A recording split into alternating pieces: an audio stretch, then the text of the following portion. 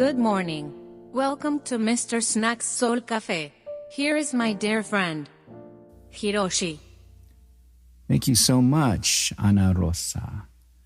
A beautiful morning it is. So let's get on it. I will continue my sharing of the illusion of religion, focusing on the Bible and Christianity. Of course, this sharing is probably going to ruffle some feathers, but that is fine. My feathers were ruffled heavy duty years ago, many years ago. And it was many dark months of dark nights of the soul to come in grips with everything I was told and learned about Christianity and religion. And a lot of it was false, fake news, as they say today. I got through it like a dark cat going through a dark room full of rocking chairs. Got scary at times, but here I am. And thanks to quite a few people who got me through it too. So let's start. Leaving off that is a fact that the stories in Christianity are not original. Check out the previous podcast I did on that. And as I mentioned, long before Christianity, the Greek god Dionysus was said to turn water into wine. And let me share that 30 other Gospels were left out of the New Testament because the life of Jesus in those Gospels that were left out, of course, portrayed Jesus as purely fictional. You got it?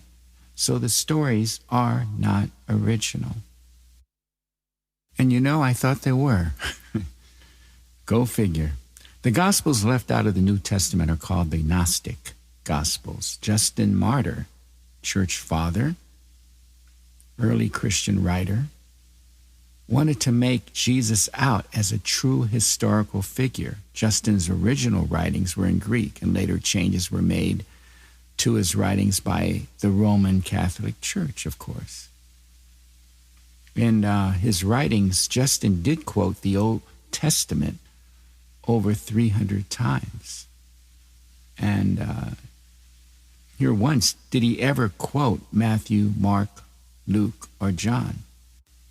But Justin acknowledged the Gnostic Gospels and the 4 New Testament Gospels did not exist before Justin's death, and that was around 165 A.D. Another church father, Jerome, between the years of 347 A.D., let me check the other date here, 347 A.D. to 420 A.D., admitted that 2 Gnostic Gospels predate the Gospel of Luke. Even the Catholic Encyclopedia admits that the first 4 historical books of the New Testament are supplied with titles. They're ancient titles, of course, but we don't know. And in a previous podcast, we don't know if Matthew wrote Matthew or Mark wrote Mark, or Luke or John wrote their books. The authors are anonymous. And historians document, and Christian scholars also admit that the apostles did not write the New Testament. And if Jesus did not exist, the apostles did not exist. Wow. Let's get to Josephus. He mentions Jesus. Josephus wrote about a radical religious sect going by the name of the Essenes during that time. And he had nothing to say except in one short paragraph that Jesus is Christ. And Jesus, take note, was not a Christian. And the paragraphs were labeled as a forgery by the Roman Catholic Church. And in other writings, Josephus acknowledged that the emperor Vespasian was the Messiah. And this Josephus lived in Rome at the time of St. Paul. Paul was supposedly the leading Christian figure in Rome during that time, so dangerous that he was publicly executed under the Emperor Nero. And the odd thing is Josephus doesn't mention Paul either, or Saul as he was named before that. And Paul is not even mentioned by other historians of the day. Seems pretty odd, doesn't it? Justin Martyr was the first distinguished Roman Catholic apologist of Christianity. The label apologist means defender of the faith. And this is what he said here. Let me get this. When we say that he, Jesus Christ, our teacher, was produced without sexual union, was crucified and died, and rose again and ascended into heaven, we propound nothing different from what you believe regarding the sons of the god Jupiter. So here, Justin admits the metaphorical, not literal, story of Jesus Christ is precisely analogous to the pre-existing beliefs regarding what? The god Jupiter. And now hear this. There are exactly 15, I think 16, there's a book written on that, 16 pre-Christian gods with traits and stories exactly like Jesus Christ.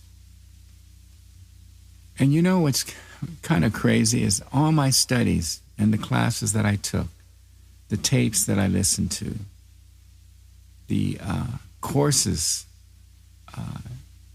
in Christianity, not one teacher mentioned this. I mentioned what? That there were 15, 16 pre-Christian gods. The stories line up exactly like Jesus Christ. For example, in 900 BC, did you hear me? 900 BC, Krishna in India was born of a virgin, and there was a star in the east that signaled his coming.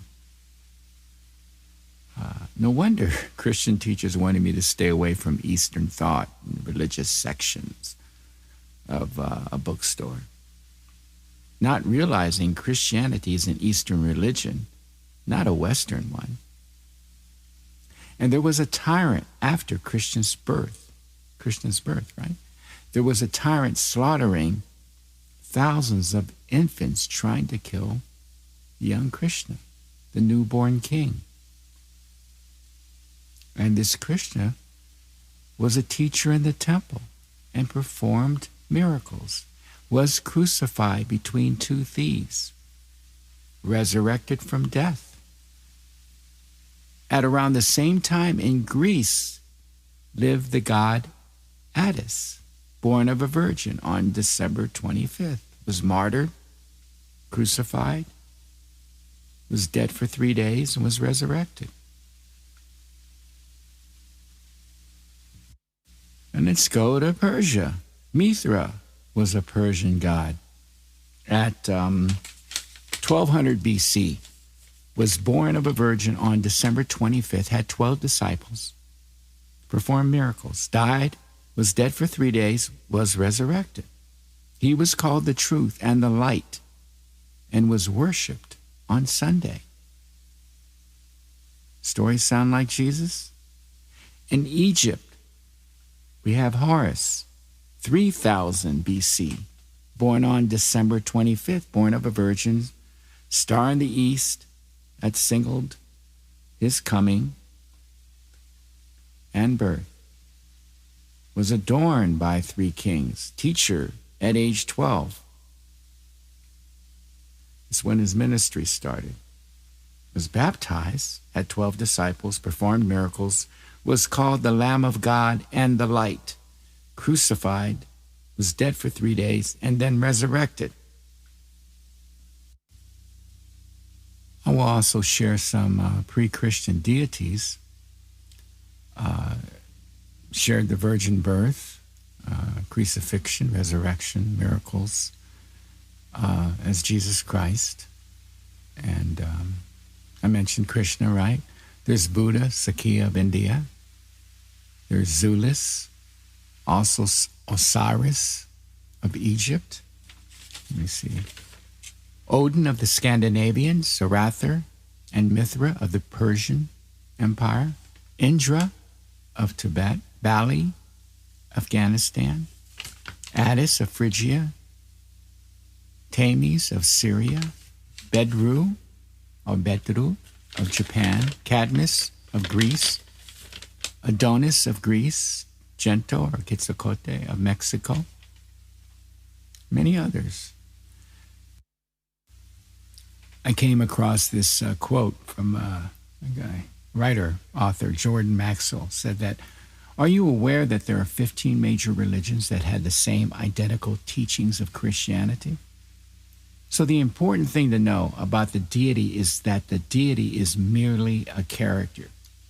It's the characteristics, and the physical posture that are important.